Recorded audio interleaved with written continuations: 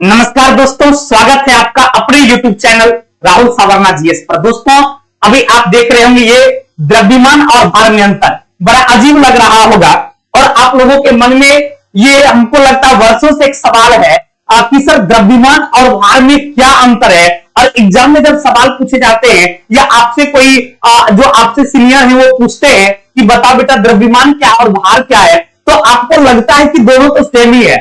जिसको द्रव्यमान कहते हैं वही भार है, लेकिन अंतर माने जाने पर अंतर है। तो वही आज हम लोग मास वर्सेस हम लोग वेट के बारे में आज पढ़ने जा रहे हैं। आज जो हम लोग पढ़ने जा रहे हैं वो द्रव्यमान यानी आप जिसको बोलते हैं मास वर्सेस वेट। आज हम लोग मास वर्सेस वेट के बारे में यानी द्रव्यमान और आपका भार, इस दोनों में क्या डिफरेंस है, आज इसको सीखेंगे, जानेंगे, बड़ा अच्छा लगेगा। और आप भी किसी से जब ये सवाल पूछेंगे तो देखिएगा मेरे दोस्त, वो कंफ्यूज कर जाएगा कि आखिर मास किसको बोलेंगे और वेट किसको बोलेंगे, यानी द्रव्यमान क्या है और भार क्या है। तो सबसे पहले तो यहां आप ये जान लीजिए कि मास जो है ये किसी वस्तु को मापने के लिए जो आप ये तराजू देख रहे होंगे, आप लोगों के घर में भी तराजू होगा, इस तरह का देखे होंगे जिसको इस तरह से बीच में पकड़ा जाता है। तो ये जो तराजू है ये जो किसी वस्तु को मापता है, तो इसमें एक तरफ आप क्या करते हैं, आप वाट रखते हैं, 1 किलो 2 किलो 1 किलो 2 किलो रखते हैं, और दूसरा तरफ क्या रखते हैं, आप उस वस्तु को रखते हैं। तो यहां पर और यहां पर इस दोनों जगह आपका जी इक्विवेलेंट काम करता है, अर्थात मास जो है आपके जी से स्वतंत्र होता है।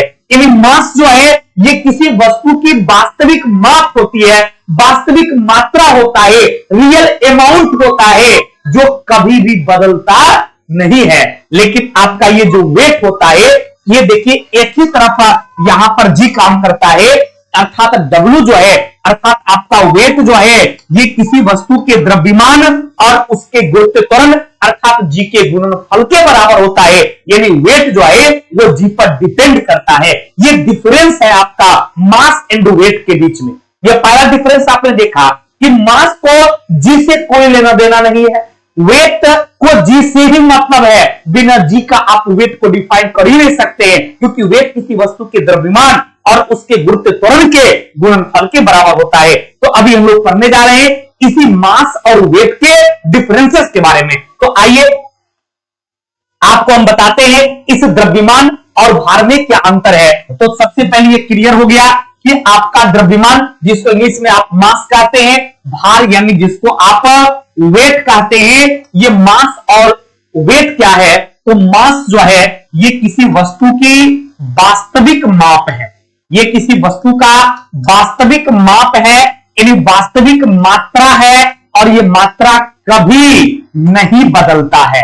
ध्यान रखेंगे, कभी नहीं बदलता है। गौर कीजिएगा कि मास जो है वो किसी वस्तु का एक्चुअल माप होता है, वास्तविक मात्रा होता है, जो कभी नहीं बदलता है।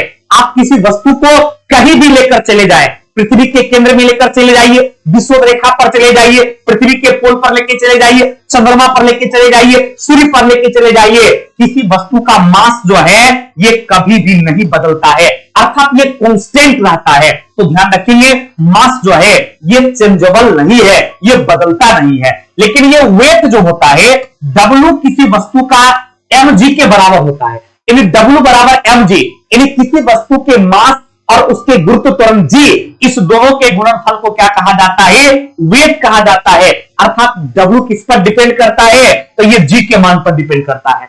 W किस पर बाबू रे, तो जी के मान पर डिपेंड करता है। अर्थात जहां जी का मान ज्यादा होगा वहां W भी ज्यादा होगा, जहां जी का मान कम होगा वहां W भी कम होगा, जहां जी शून्य होगा वहां वेट भी शून्य होगा, जहां जी मैक्सिमम होगा वहां W भी मैक्सिमम होगा।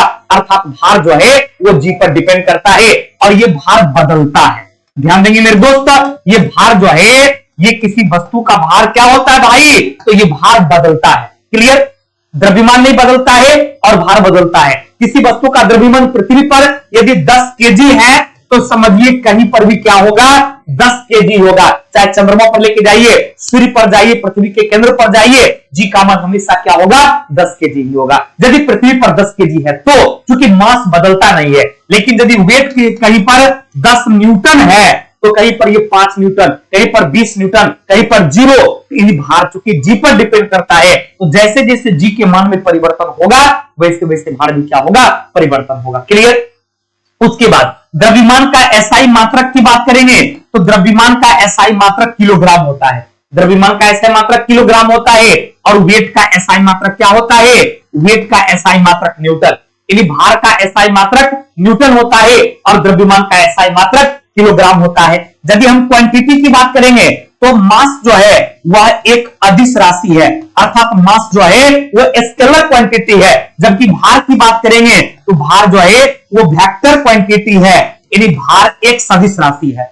भार क्या है बाबू, वेट जो है वो सदिश राशि है, जबकि मास क्या है, अदिश राशि है। मास कभी नहीं बदलता है, जबकि भार जी के पर डिपेंड करता है, भार हमेशा बदलते रहता है। क्लियर। अब किसी वस्तु का भार यदि पृथ्वी की सतह पर दे देगा 10 न्यूटन है और बोलेगा यदि वो पृथ्वी के केंद्र पर चला जाएगा तो भार क्या होगा, तो भार वहां 0 होगा। कहेंगे सर क्यों, क्योंकि वहां पर जी का मान 0, जहां पर जी का मान 0 वहां भार भी क्या होगा, 0। वही चंद्रमा की बात करेगा तो मास सेम रहेगा, लेकिन चंद्रमा पर भार क्या होगा, 1/6 गुना कम हो जाएगा। तो ये डिफरेंस आपका था मास और भार के बीच। इतनी इजी तरीका से आपने भी समझा होगा।